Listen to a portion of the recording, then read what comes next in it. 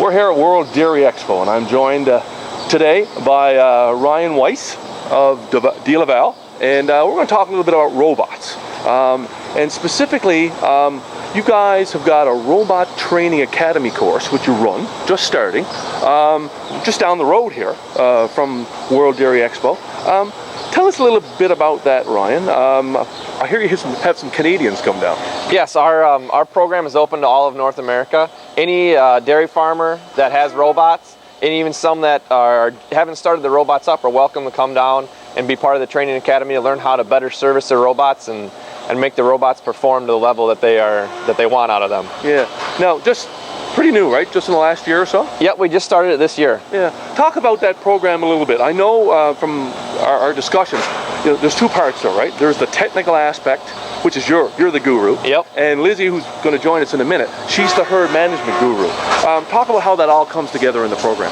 So we take Lizzy, we encourage the farmers to bring down their databases and their information so that Lizzy can go through a key performance indicators to find out what improvements need to be made with the robots, and then we take those and it tells me where the farmers need to focus on the robots, whether they're attaching or movements of the arm or any other aspect that they need to improve on. Right. Now talk about, I guess, from a technical perspective, you know, what do farmers really need to focus on to get it right, get robots working on their farms? You know, what are the hiccups and, you know, what are the things you tell people to focus on? Maintenance, maintenance, maintenance. Everyone always thinks that when they do a maintenance on the robot, it resets the timer like it does on their car. But in fact, that's not true. It starts from the day that they're installed.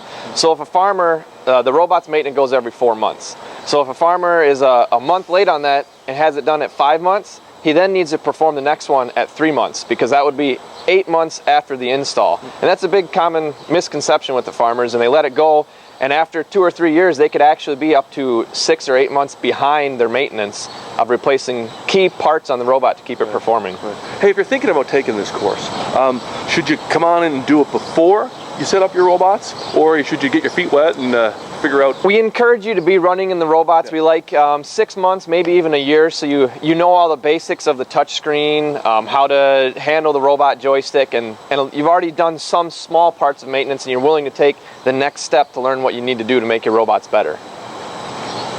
When you're in the training course, you know, how much time do you get on the robot? You know, do you get training time and really learn how that thing works? Yeah, we have a fully operational robot at the training center that the farmers get to go in. We spend about a day and they get to rep everything that they want apart. From the end unit to the arm, the cameras, anything that they want, they can tear it apart and put it back together. Yeah, and so you make them put it back together? We make them put it back together the right way under instruction, yes. I'm joined now by Lizzy French, who is another instructor for the program. And now, Lizzy, I was talking with Ryan, and he was all about the technical aspect.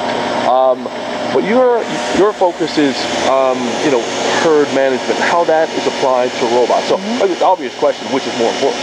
Well, of course, my thought is that if you don't have the cows, you can't have the robot. So it all comes back to herd management. And whether you're in conventional or robotic milking operation, the herd management is always essential. And keeping on top of your herd management practices and evaluating how your cows are performing within the robotic system is critical. Now, how does herd management fit into the program? Is there a classroom? Do producers bring their own records? How does that work?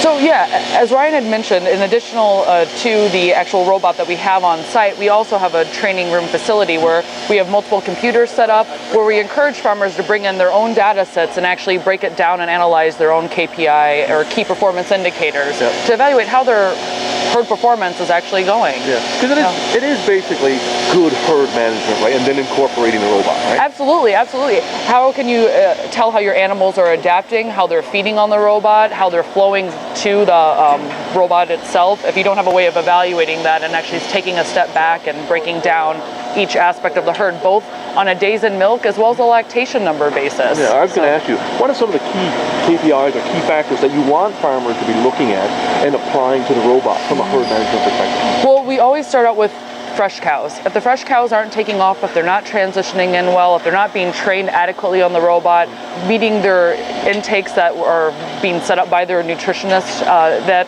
they can really struggle in that way. So having a way to actually break down how fresh cows are doing so they can take off and have a successful lactation is critical. Right. Anything else? What's number 2? Well, I would say then looking at just how the system is performing as well. So some of those key performance indicators, as mentioned, are beyond just the cow itself, but how is it the robot handling the cow? And are we attaching and being as efficient as possible with our animals through the robot? Awesome. Now, you mentioned, I think, the program, Ryan said, about a year old. How can farmers get in touch? Any new programs coming up? Yeah, absolutely. We have our last one for the year in November, and so customers are encouraged to contact their local DeLaval representatives to find out more about this 2.5-day course. Yeah, 2.5 days, and lots of fun with robots and Ryan and Lizzy. Check it out.